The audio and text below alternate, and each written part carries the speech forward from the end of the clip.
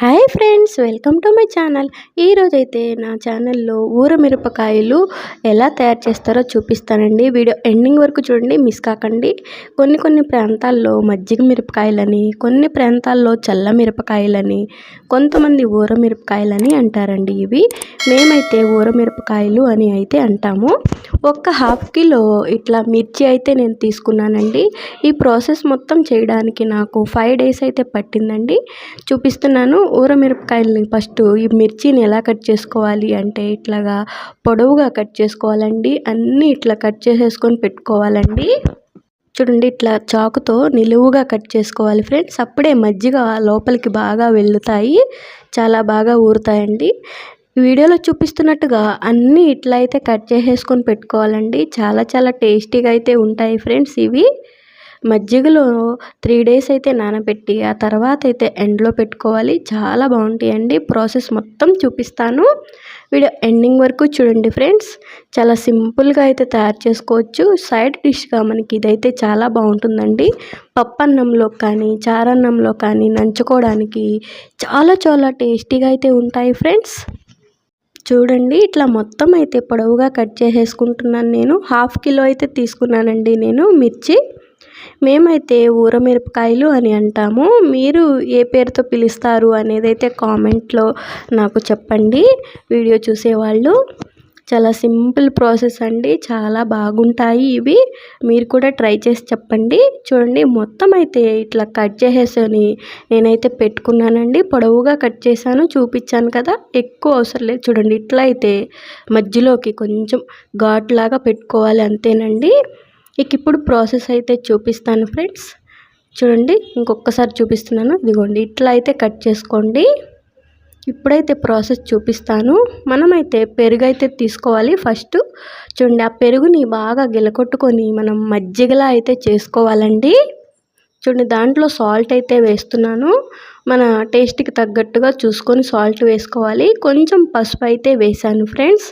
బాగా మజ్జిగలాగా అయితే చేసుకొని ఇలా గిలకట్టుకొని మనం వేరొక డబ్బాలో అయితే వేసుకోవాలండి. మనం ఎందులో అయితే ఆ పచ్చిమిరకాయలు వేయాలనుకుంటున్నామో అందులో. చూడండి, మిర్చి మొత్తం కట్ చేసి పెట్టుకున్నవన్నీ ఇందులో అయితే వేసేయాలండి. చూడండి, 1 డే మొత్తం ఇందులోనే ఉంచాలి, తీయకూడదు.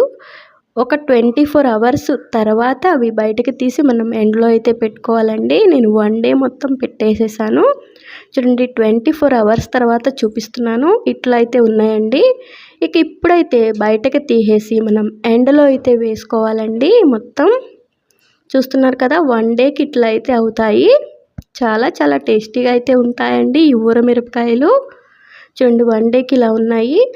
సాయంత్రానికి ఇదిగోండి ఇట్లా అయితే ఎండి ఉన్నాయి. ఇవి మళ్ళీ తీసి మనం మజ్జిగలో అయితే వేసేసుకోవాలండి. ఇట్లా మనం 3 డేస్ వరకు మజ్జిగలో వేస్తూ మళ్ళీ ఎండలో వేస్తూ ఉండాలండి. అప్పుడే మనకి చాలా బాగా అయితే తయారవుతాయండి. ఇవి చాలా టేస్టీగా అయితే ఉంటాయి. చూడండి, మొత్తం వేసేసాను. 1 డే అయిపోయింది. ఇది నెక్స్ట్ డేకి అండి. మళ్ళీ నెక్స్ట్ డే నైట్ మొత్తం ఇలా నానబెట్టుకొని మార్నింగ్ అయ్యాక ఎండలో పెట్టుకోవాలండి. చూడండి, మార్నింగ్ అయ్యాక చూపిస్తున్నాను. మళ్ళీ అయితే ఎండలో పెడుతున్నానండి. ఇది second day friends. Second day కూడా ఇట్లా అయితే మనం ఎండలో పెట్టుకోవాలి. చాలా టేస్టీగా ఉంటాయండి. చూడండి, సెకండ్ డేకి ఇట్లా అయితే అయ్యాయి. ఆల్మోస్ట్ వైట్గా అయితే వచ్చేసాయి. మళ్ళీ నేను థర్డ్ డే కూడా ఇట్లా అయితే మజ్జిగలో అయితే వేసేసి మళ్ళీ 1 నైట్ అంతా ఉంచానండి. ఆ తర్వాత రోజు మళ్ళీ తీసి ఎండలో అయితే పెడుతున్నాను ఫ్రెండ్స్.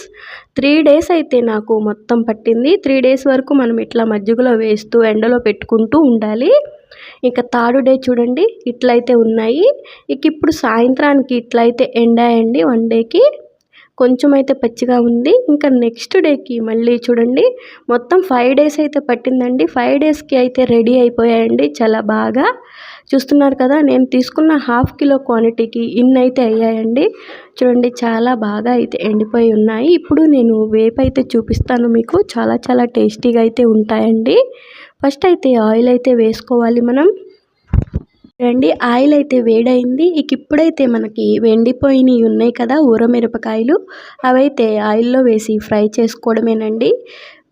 చాలా బాగుంటాయండి. పప్పులోకి కానీ, పప్పన్నంలో కానీ, చారన్నంలో కానీ సైడ్ డిష్గా మనకి తినడానికి చూడండి రెడీ అయిపోయాయి. చాలా బాగున్నాయండి టేస్ట్ కూడా. నాకైతే 5 డేస్ అయితే పట్టిందండి మొత్తం ప్రిపేర్ చేయడానికి ప్రాసెస్ మొత్తం. 5 డేస్‌కి చాలా బాగా అయితే రెడీ అయిపోయాయండి. చూడండి సింపుల్ అండి. చాలా చాలా కలర్‌ఫుల్‌గా చాలా టేస్టీగా కూడా ఉన్నాయండి. చాలా బాగున్నాయి. ఇప్పుడు మా పాప కూడా తిని చెప్పుద్ది ఎట్లా ఉంది అని.